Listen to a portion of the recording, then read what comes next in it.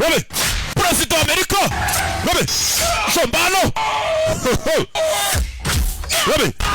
Yeah. We baraturashe we. Modoka President wa Amerika barayirose. Cyamamare gusa.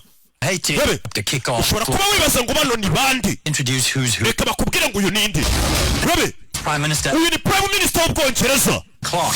Ndetse ari kumwe na Perezida wa Leta Zunze Ubumwe za Amerika wahoze akina amafilime. Uyu mubona ni umu agent wa MI6 ni ikigo cy'ubutasi cy'Ubwongereza. Bimeze bite? Kuko bari mu ndege Air Force One ya Perezida wa Leta Zunze Ubumwe za Amerika ibyebe byayiturikije bano babiri bararokoka. Prime Minister w'Ubwongereza na Perezida wa Leta Zunze Ubumwe za Amerika dore ngaba mu ishyamba. Heads of states. The tree out of the ground and beat you to death. Mwana narimbura igitego kigukubita. Narimbura iki giti ucinkubite. So I thought, pick the biggest tree. Man nawe ari kwisima igiti kinini. Bimeze biti. Nakubwiye ngo filime nayizanye. Ibi biruhuko byose birabera ku gasobanuyefilms.com. Icyo busaba bwa do. Oh no. Dewe. Wait. Bamushyiramo ku gasobanuyefilms.com. Yeah. Ni usanga izi filime z'ubwenge. Gura ibihumbi 7 byawe byonyine kuri website na agasobanuyefilms.com. Uburyo bwo kwishyura buraho hasi muri caption aho waba uri hose ku isi.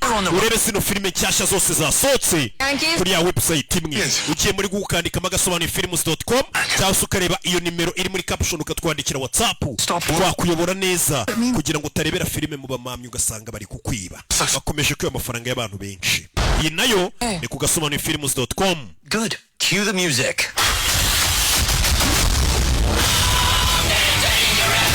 The world thinks I look cool with a gun in my hand. Oh, shh.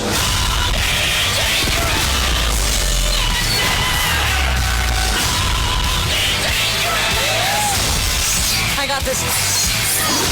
Follow me, boy.